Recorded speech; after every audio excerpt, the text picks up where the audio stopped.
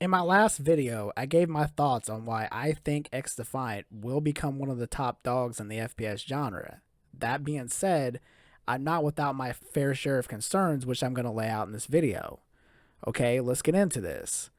Throughout gaming history, for every game that becomes like the next Fortnite or Call of Duty or whatever, there's at least one dud out there that you've probably never heard about, like Lawbreakers, Quake Champions, or Heroes of the Storm. And even some games that got a lot of hype, like Evolve or Titanfall, are also now entirely dead or at least on life support. I'm not talking about some trash little indie games on Steam either. All these games had promise, they all had redeeming features, some were critically acclaimed, winning numerous awards. The lesson here is that quality does not always equal commercially successful. There's a lot of factors that can take a game that is fun, well designed, and well received by critics and destroy it. This is even before considering design traps that XDefiant could fall into that could turn people off the game before it can even gain momentum. And so let's look at these one by one. Okay? Number one, marketing. For XDefiant to get off the ground, we need good marketing and a lot of it. I hate to keep being mean on the company about this, but their initial marketing for XDefiant back in 2021 wasn't well received. A lot of the reasons for that was the Tom Clancy branding. But I also saw a lot of complaints that the game looked generic and didn't really offer anything new. Now, I look at XDefiant, and being a person who's played shooters for decades, I thought the same thing as everybody else. Part of this was because of all the flashy jump cuts and confusing marketing speak in the initial trailer. Like, they described it as a mosh pit shooter. Like, what does that even mean? The game wasn't well presented.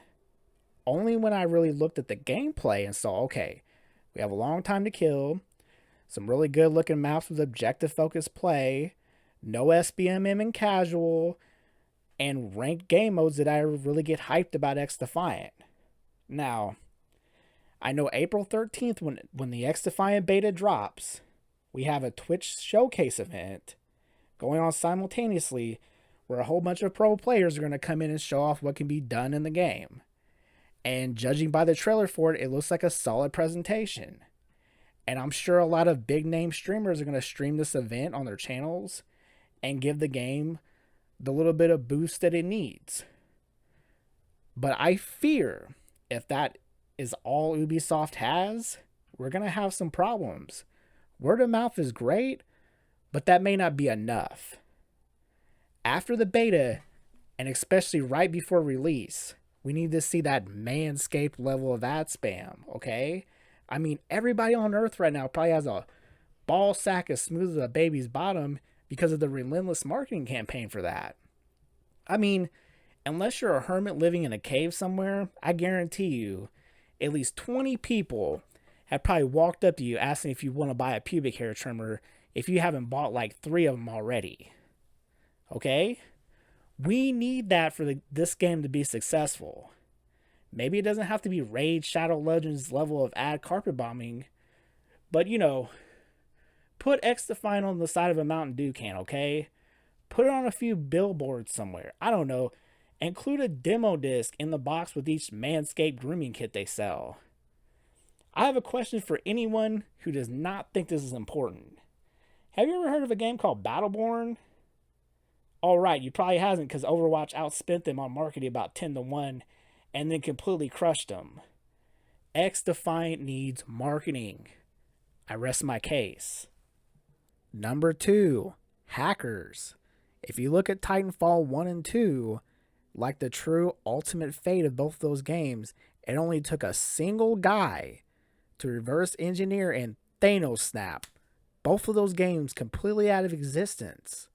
Even today, unless you play on some special workaround server, there isn't even a way to queue for a match in Titanfall 1 or 2 because of the work of a single hacker. I'm not talking about an army of hackers, I'm talking about one single dude. If the developers do not put the manpower in place to play like a cat and mouse game with some, whatever random loser appears online that wants to take the game down, then you aren't just talking a few matches being ruined by somebody with an aimbot turn on. We are potentially talking straight up Armageddon for the entire game server. Try booting up any of the really old COD games, like for instance World at War or like OG MW2. There is almost no way to find a match that isn't infested with hackers at every single corner. It's unplayable. Just being on one of those games is a security risk to yourself and your financial information that's stored on your system. They are abandoned games that Activision has essentially tossed in the wastebasket for whatever new Call of Duty games they have in the cooker. Call of Duty cannot even combat cheaters in the most recent game they have. How Activision gets away with this, for not even having a working game half the time with effective anti-cheat, is a miracle in and of itself. But I guarantee you, XDefiant does not have that horde of this mindless zombies that are going to buy the new iteration of the game every year in order to withstand the game being completely broken like that. You have to have anti-cheat. Anti-cheat and anti-hacker countermeasures are going to be the lifeblood that keeps XDefiant from becoming like Bot Fortress 2, where the moment you spawn in the game, you just get sniped by some bot that somebody loaded into the match. And automated systems are not going to be enough. Hackers can always find a way around that. You have to stay ahead of the hackers and aggressively ban people trying to cause harm to the game. You have to devote manpower for reviewing complaints so those scrubby little wall hacking aimbot cheaters or whatever are removed in a timely manner. There's no way around this. I would really like to see the XDefiant developers give us a heads up about the reporting system to ensure us that if we do report a cheater, they're jumping on it and banning that sucker almost immediately. Number 3, content. I know my information here is from the alpha, and I was told that in the beta there will be more guns than I have presented here. Okay, but still, I want people to just compare for a second how many assault rifles Modern Warfare 2 Remake has in comparison to the entire arsenal, at least in this iteration, of guns in this build of XDefiant. It looks like roughly the same amount of guns, am I right? Even though I guarantee you most of the ARs in this list here are practically the same with only like minor differences, there's something to be said about the sheer quantity of guns in comparison. TLDR, XDefiant is going to need a lot more guns added to the game going forward. People are going to get bored quick running the same 4 ARs and 5 SMGs. That was okay back in 2008. You know, like when it was just Modern Warfare 1 and everybody just ran with the M16. But that's not up to today's standards. You need guns regularly added to the game. Now, I know that XDefiant devs probably have a ton of guns in the cooker. Okay, and they got new attachments and new factions and all that. I mean, they'd be crazy not to do that. But I'd really like to see a roadmap of how much post-launch content we're going to expect to see after the game launches. I think that will alleviate a lot of the stigma that people have. Like when I talk to people about this game of, oh, this is an Ubisoft game, this way they'll stop supporting it in 6 months. You know, if I can give them a content roadmap saying, look, they have a couple years of new factions and guns in the cooker ready to go. They're not going to abandon this game in 6 months. That should shut up a lot of the haters questioning the developer's commitment to this game. Of course, you also need the carrot on the stick of quote-unquote things to do, like unlocks, prestige levels, battle pass progression, you know, a skin for hitting like 20 ballerina twirly-twirl snipes off a balcony, that sort of thing. You got to have those repetitive tasks on the ready to keep the little noobs busy who don't want to sit there with the other swamp asses grinding ranked all day. You got to give those players something to do. The developers said in a blog post they're going to talk about all these systems soon, so I think they're taking all this seriously. They also said they will be adding new factions to the game as they go along. Again, until they give that roadmap, there's no way to say how frequently that will happen. Number 4, you have balance. When it comes to hero shooters, and with the faction system in place, I consider XDefiant to be a quote-unquote hero shooter. It is very easy over time to throw in too much off-the-wall bullcrap that's going to be a nightmare to balance if it can even be properly balanced at all. You can have abilities that are so sharp, in other words, so feast or famine, that if you move the dial even a single point one direction or the other, it's going to be either completely OP and game-breaking or worthless. Roadhog's hook in Overwatch is a fantastic example of that. When he hooks somebody, either he gets the kill with it and it's OP, or he does not kill them and it's worthless. If Roadhog's hook is viable at the highest skill level at any time in the game, then suddenly it becomes the only ability that matters.